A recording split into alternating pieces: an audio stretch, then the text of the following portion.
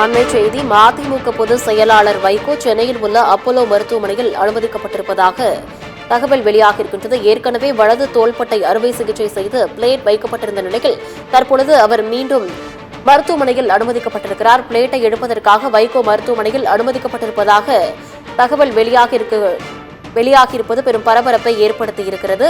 இது குறித்தான உண்மை காரணம் என்ன என்னும் கேள்வியும் மக்களிடையே எழுந்திருக்கிறது.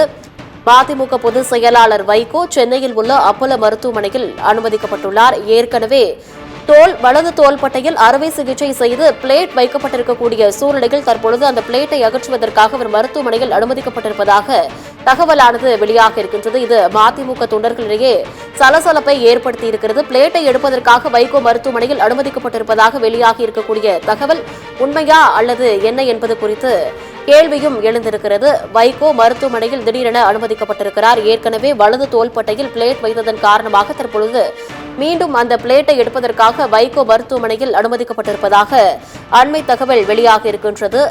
வைகோ திடீரென மருத்துவமனையில் அனுமதிக்கப்பட்டிருப்பது மதிமுக தொண்டர்களிடையே சற்று அதிர்ச்சியை ஏற்படுத்தியிருக்கின்றது.